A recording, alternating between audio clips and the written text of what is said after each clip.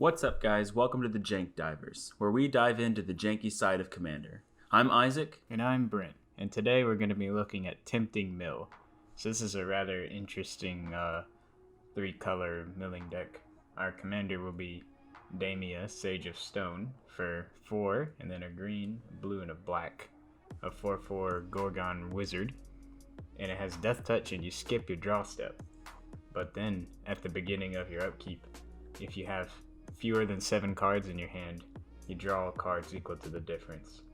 So typically this is just played as like an average value commander where it's just, if you don't have 7 cards at the start of your turn, you get 7. So it's like a pretty good control commander and other just generally value-based strategies, but we found something pretty cool that you can do with it. So the premise of the deck is to get as many lands out of your opponent's deck as possible. Now, most of them force your opponents or tempt your opponents to fetch basic lands.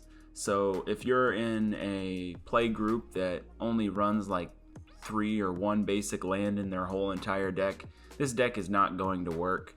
But if you're in a lower power level like we enjoy to play at, something like this would be a lot of fun to play. Yeah, I run 20 or over 20 basics in a lot of my personal decks. So I think basics are generally underplayed in Magic, honestly, but obviously this deck kind of takes advantage of that. Yeah, again, it's all just depending on your play group. But if the deck works, it works. So let's get into it. Veteran Explorer for 1 mana is a 1/1. When it dies, each player may search their library for up to 2 basic land cards and put them onto the battlefield. Then, each player who searched their library this way shuffles it. So, it's just a 1 mana. It's going to find everybody 2 lands. So, this does put you ahead as well. So, pretty much all of these cards are going to ramp you as well. So, it also takes up our ramp slots in our deck that we would want to be playing anyway. So instead of playing something like Cultivate, we're playing Veteran Explorer and Root Weaver Druid. Root Weaver Druid for 3 mana is a 2/1. When it enters the battlefield, each opponent may search their library for up to 3 basic land cards. They each put 1 of those cards onto the battlefield tapped under your control, and the rest onto the battlefield tapped under their control. Then each player who searched their library this way shuffles it. So theoretically, if you have 3 opponents, everybody's going to give you 1 land, so you're going to get 3 land, and everybody else is only going to get 2 land. So ramps you pretty good from 3 to 6. That's an impressive leap. And Avatar of Growth, 6 mana, 4/4. It costs 1 less for each opponent you have. So again, if you have 3 opponents, this is only going to cost 3 mana. It's a 4/4 with trample. And when it enters the battlefield, each player searches their library for up to 2 basic land cards, puts them onto the battlefield, then shuffles their library. So again, this is like Cultivate price, but with a 4/4 body, and puts both the lands onto the battlefield. It's cheaper than Cultivate. Actually, it's just 2. I guess if you're assuming a 4-player game, but yeah, sometimes it can be 2 mana. Yeah, our play group often plays with 5, so this would be 2 mana for our play group. Very good. Collective Voyage. This one's kind of infamous in our play group, but it's different in this deck. Normally this card just says who has the biggest bombs in their hand at the current moment. I hate playing against this card. It's so annoying. But we'll show you why we're trying to get so many lands out on the battlefield in just a minute. But Collective Voyage for 1 mana, join forces. So starting with you, each player may pay any amount of mana. Each player searches his library for up to X basic land cards, where X is a total amount of mana paid this way, and then puts them onto the battlefield tapped, then shuffles their library. So, everybody gets to pool in all their mana and search up a ton of basics. Oftentimes, this spell will rip out every single basic in everybody's deck. I've seen that happen so many times. And again, our goal is to get all of the basics out of everybody's decks. Yeah, one other thing before we move on, just general deck building advice, kind of off topic, I guess, but you know how we're using these as our ramp spells, but these also further the general like game plan of our deck. And one way to make your decks more like consistent is to find things like this. So like in our deck, we can use all these making everybody search as our ramp package, and this lets us fit in more like cool fun cards or just have more space for removal. Whereas like in other decks, when you just have to run cultivate and you're not like a landfall deck, not bad to play it necessarily, but just takes up deck slots. Where if you can find cards that like kind of do two things for you at the same time, it kind of helps your deck be a lot more synergistic. So this is why we're trying to get so many lands out of everybody's deck. All of these cards are going to mill people until they reveal so many land cards. So obviously the fewer land cards that are in their deck, the more cards they're going to have to mill until they find their next land. Yeah, so the first one we want to talk about is Mirko Vosk Mind Drinker for 3 and a blue and a black. Legendary vampire, 2/4 with flying. And whenever he deals combat damage to a player, that player reveals cards from the top of their library until they reveal 4 land cards, and then puts those cards into their graveyard. So like Isaac was saying, pretty much most, if not all of our mill spells work like this. They're really crazy when your opponent just has like 4 lands in their deck or whatever. Like, it's mill so many cards. Like, these are even pretty good even when you're not like ripping basics out of people's decks. So when you are, it just completely just like starts annihilating people's libraries. Next up is Mind Funeral for 1 and a blue and a black. It's a sorcery. Target opponent reveals cards from the top of his or her library until 4 land cards are revealed. That player puts all cards revealed this way into their graveyard. So this is just the same card as the vampire, but 3 mana for a 1-shot effect. Then Consuming Aberration for 3 and a blue and a black. It's a horror, and it's a star with his power and toughness equal to the number of cards in your opponent's graveyards, which again is going to be a lot, especially considering people just play, instants and sorceries. Those make this bigger. This thing just gets out of hand really fast. And then whenever you cast a spell, each opponent reveals cards from the top of their library until they reveal a land card, and then put those cards into their graveyard. So it also fuels itself, aside from probably dropping down on the table really big. And then finally, Mind Grind for blue, black, and X. Each opponent reveals cards from the top of his or her library till they reveal X land cards, then puts all cards revealed this way into their graveyard, and X cannot be 0.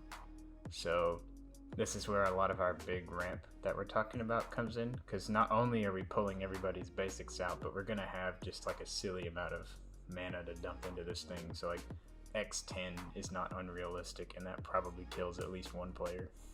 And it affects each opponent, so you don't even have to pick an opponent like the rest of these cards, other than Consuming Aberration.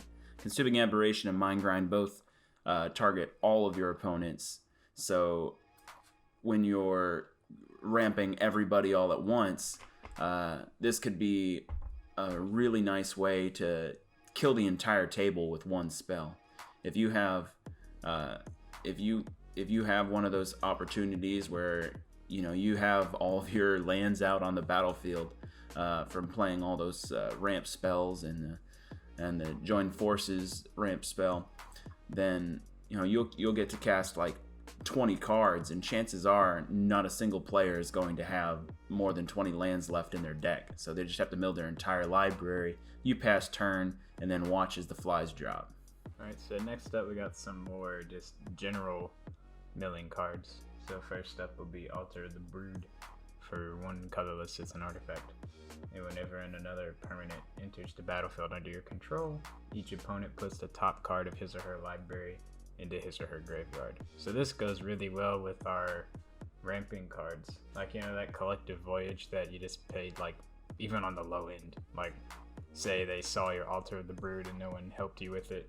You went, like, X5. That's still, like, 5 cards. And you ramped 5. Like, this is really not bad. This card gets out of hand really quickly with the amount of lands we're able to ramp. And then on a similar note, both Hedron and Ruin Crab have landfall, and whenever a land enters the battlefield under your control, for the Ruin Crab, each opponent mills 3 cards, and then for the Hedron Crab, only target player will mill 3 cards. But both are really good because, again, we're ramping a lot. So any sort of fetch lands will also trigger all these landfall type things twice. Can get a lot of milling done really quick with just our general ramp package. And then finally, we have Opposition Agent for 2 and a black. He's a 3/2 human rogue with flash. And you control your opponents while they're searching your library. While an opponent is searching their library, they exile each card they find. You may play those cards as long as they remain exiled, and you may spend mana as though or mana of any color to cast them. So not only is this card just really good for shutting down opposing tutors, like whenever we play any ramp, you just steal all the lands that they were gonna get, but you still pull them out of your deck, out of their deck I should say, to make your mill spells better, but you negate any sort of advantage they would get from it. It's a mean card, but it's extremely powerful in this strategy. One thing that I did want to note about the rules are a lot of our cards that give our opponents an opportunity to ramp do say may. So what that means is they don't have to choose to search their library for lands. So if you flash in an opposition agent and then play one of those cards, you don't get to make them choose to search their library. If they do choose to search their library, that's when you get to control them. And it doesn't work whereas if they choose on one of the May abilities, if they choose to search their library, you can't then choose to flash in opposition agent. You have to wait for the ability to resolve. So you either flash in opposition agent before they get to choose or after they've already searched their library. Next up, we have the Tutelage Package. So this is why we chose the commander that we did. So our commander is theoretically going to allow us to draw a lot of cards. These tutelage cards all affect when we draw a card, they mill your opponent. So since we're already going with the mill plan, we decided to further strengthen that with this plan. So Jace's Erasure for 2 mana is an enchantment that when you draw a card, you may have target player put the top card of his or her library into his or her graveyard. So again, even if you draw like 3 cards all at once off of one effect, like Brainstorm or Sylvan Library or something along those lines, you mill them for 3 at that point. So each draw triggers separately. So all of these are a lot more powerful if you look at it that way. Psychic Corrosion for 3 mana is an enchantment. Whenever you draw a card, each opponent puts the top 2 cards of their library into their graveyard. So again, if you have your commander out and you're empty-handed and your upkeep comes around, you're going to draw 7 cards, mill each opponent 14, and have a full grip of cards again. Sphinx's Tutelage for 3 mana is an enchantment. Whenever you draw a card, target opponent puts the top 2 cards of his or her library into his or her graveyard. If they're both non-land cards that share a color, repeat this process. So again, if you with your commander out, drawing 7 cards at a time doesn't necessarily mean that they're only going to mill 14 cards. They could mill way more than that if they're a monocolored or 2-color deck. And you can also pay 6 mana to draw a card and then discard a card, which is pretty steep, and you probably won't be using that ability very often. But if you need to leave up mana for instant speed interaction or something, and your opponent doesn't have any targets when you thought they might or something, it's something to pour your excess mana into. And again, we do ramp a whole lot, so you could end up using this more often than I might think, but And then Teferi's Tutelage. For 3 mana, when it enters the battlefield, draw a card, then discard a card. And whenever you draw a card, target opponent mills 2 cards. So again, they all accomplish pretty much the same exact thing. And if you have, even 2 of these out here, it starts getting absolutely ridiculous when you're starting to draw a lot of cards. So next up, we have another way to take advantage of our commander's ability. So note that it says on your upkeep if you have fewer than 7 cards. So if you could say, discard some cards before your upkeep happened, you could reshape your hand every turn. And that's exactly what we can do with cards like Ghostly Pilfer for 1 of blue. It's a 2/1 Spirit Rogue. Whenever an opponent casts a spell from anywhere other than their hand, draw a card. So it's just kind of like a randomly good card draw ability. People will be playing flashback spells, casting creatures from their graveyard. It just kind of happens over the course of a commander game. So even their commander from the command zone will also also true. trigger. Yeah, I didn't think about that. So yeah, again, just another way to draw cards with those tutelage effects that we were talking about. And drawing cards in general is just pretty good. So always a nice thing to have. And then lastly, the most important ability. Discard a card and he can't be blocked this turn. So obviously the unblockable is nice with the first ability, but we don't really care about that because on your upkeep, if you have any cards that you don't like in your hand, you just discard them and draw new ones with your commander before that trigger happens. So just having a free discard outlet like this, there's a couple other ones in the deck, but this is by far the best one because it did other stuff as well. But just being able to effectively commander mulligan every turn just lets you get through your deck really fast. And then because we'll be doing some discarding, we have Bone Miser for 4 and a black. It's a 4/4 zombie wizard. And whenever you discard a creature card, create a 2/2 black zombie creature token. And we do care a little bit about zombies, as you'll see later, so the creature type is not irrelevant. And then whenever you discard a land card, add double black. Really good. And then whenever you discard a non-creature, non-land card, draw a card. So all 3 of these abilities are really powerful. Just adding double black, or potentially even 4 or 6 in 1 turn, lets you fuel out a lot of things really quickly, like X spells for Mind Grinder, Collective Voyage, or just high cost cards. And then obviously being able to just draw cards for all the cards you discarded. Again, very powerful ability. And to go along with our tutelage cards, we also have some cards that are going to let us draw past our normal amount of drawing cards per turn. So Teferi's Puzzle Box for 4 mana.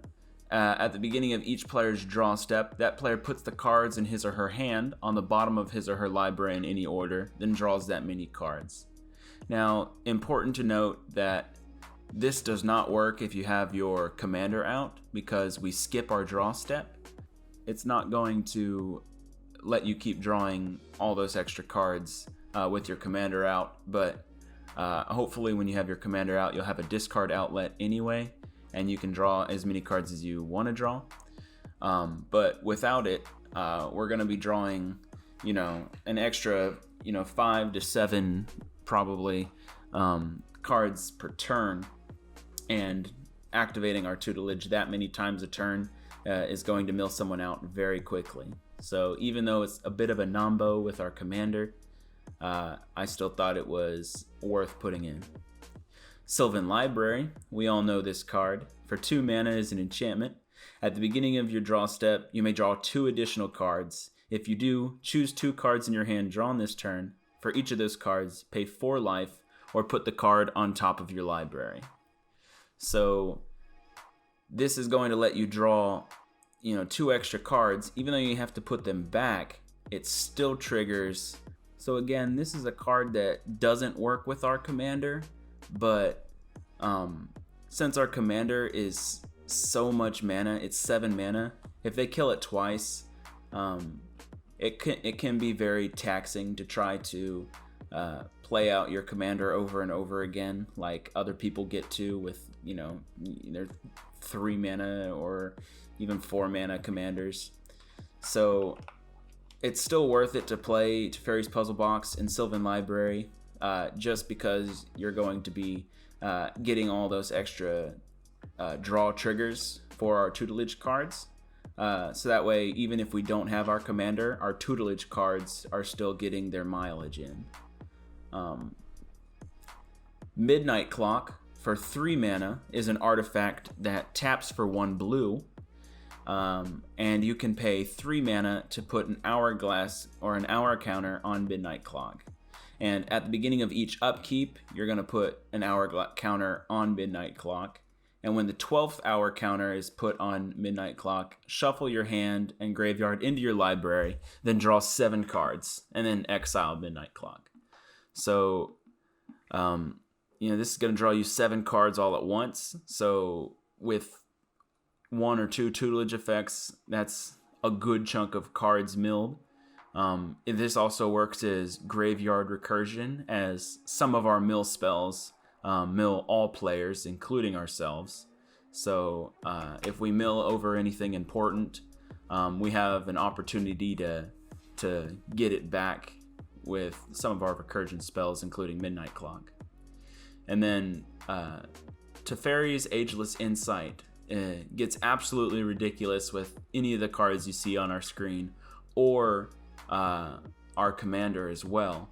If you would draw a card, except for the first one you draw in each of your draw steps, draw 2 cards instead. So if we have our commander out there and we have 0 cards, we're going to draw a whopping 14 cards instead of 7 cards. And, with a tutelage, that's 28 cards with just 1 tutelage effect. That's going to kill somebody in about 3 turns. If you can continue to discard your hand and keep activating that. So next up we have Field of the Dead, which we've played a couple times, but we'll go ahead and go back over it. It's a land and enters taps for colorless. And whenever it or another land enters the battlefield under your control, if you control 7 or more lands with different names, you make a 2/2 black zombie creature token. Now you see in a minute, we do have a very small amount of zombie tribal, and since we're ramping so many basics out, we're just going to be having a lot of different land names in the deck, so activating this is going to be really easy, and we're going to be making a lot of zombies with something like the Collective Voyage from before, which if that pulls out every basic in your deck and you have this activated, just like, good luck to your opponents.